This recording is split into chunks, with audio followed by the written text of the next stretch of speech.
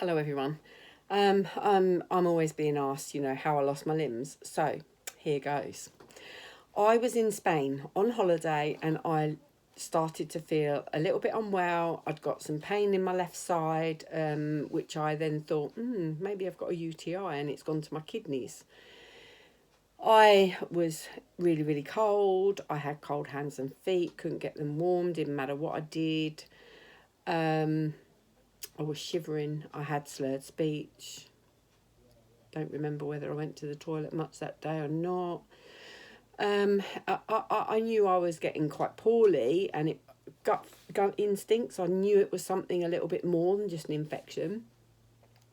So I went to the local hospital. In my little bit of Spanish, I said to them "dolor aquí," which means pain here, and pointed to this area. They seemed to think I'd broken something. X-rayed me and said nothing's broken. I don't remember that. The next day, I got hubby to take me to the local doctors. We went into the doctors. Apparently, we couldn't be seen in the morning, and we had to go back again in the afternoon. One of those times, I remember trying to shuffle across the road. I was really struggling to walk, and I was hanging on to Steve's arm. We were seen in the afternoon, and I'd screenshot on my translate on my phone that said, I think I have a urine infection. And I'd given the phone to the doctor for him to see that. He'd apparently tested my urine, said that I had a urine infection, gave me a prescription for antibiotics and an injection in my bottom. I've got no idea what that was. When we went to the chemist to get the prescription, apparently they said, come back tomorrow, we don't have any in stock. Unfortunately, I didn't get the antibiotics because at 4 o'clock in the morning, I woke up so unwell. I just felt like I was going to die. So I got Steve to take me to hospital. Ended up being taken in, and I don't remember any of this. I don't remember getting to the hospital, don't remember anything. Apparently, someone was asking me questions, and then a couple of hours later, he was given a bag with my clothes and my jewellery and said, she won't be needing these, she could die. So he's thinking he's taking me to hospital, I'll get some antibiotics and come home and I'll be fine. And there I am, being put into an induced coma. So he's in a foreign country, doesn't speak the language, hasn't got a clue what's going on, and he doesn't know. He really hasn't got a clue what's going on. He went home, he phoned my family, my mum and my daughters got a flight out, and my sister. And yeah, they came to visit me the next afternoon when they could. They came in the morning, but in the morning you're not allowed in the room. In the afternoon, when they came in the room, they pulled the sheet back to hold my hand, and my hands had already turned purple. So they knew at that point I was going to lose my hands. I ended up being flown back to the UK after 6 weeks of being in a coma.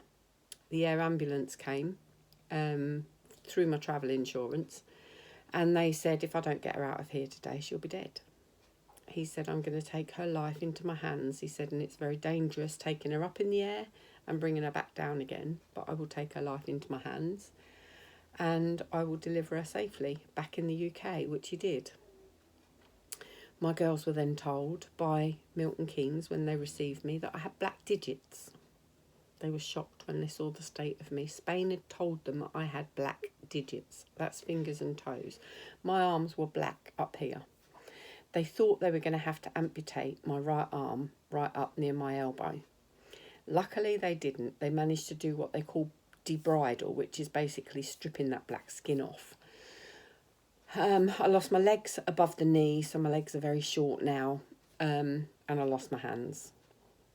I was woken after 3 weeks being back in the UK, so that's 6 weeks in a coma. It then took me apparently 3 weeks to actually wake up from the coma. I think I was enjoying the sleep. Then went to Bedford to have the amputations. Spent 3 months in Bedford, well, just over 3 months, I think, in Bedford recovering. Once I was healed, I then went to Roehampton in London to have physio, to learn how to sit up and how to move again. Literally my mind was blank and my muscles had gone and I had no idea. It took a while to engage the brain with the hip to move it, to actually lift up. I kind of would just go like that a bit and I didn't know how, and it took a while for that to kind of engage that, oh, I need to do that and move, Finally I done it, and here I am now. I raise awareness of sepsis. I work for several different charities, or should I say volunteer for them, because I don't work, I'm not employed, but I volunteer for several different charities.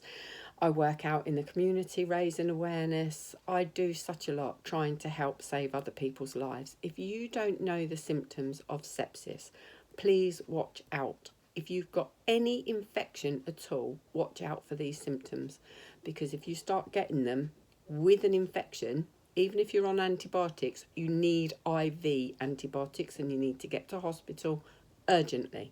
And I can't stress that enough. So watch out for slurred speech and confusion, extreme shivering and muscle pain, passing little or no urine in a day, severe breathlessness. It feels like you're going to die. Skin can be discoloured or mottled. You can also have very cold hands and feet or skin. Just be aware of that. You can have a temperature, high or low.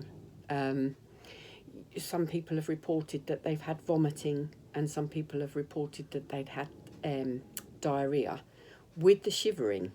So, there's lots of different things, but if you feel extremely unwell and you've got an infection and you get any of these symptoms, get to A&E, and I can't stress that enough.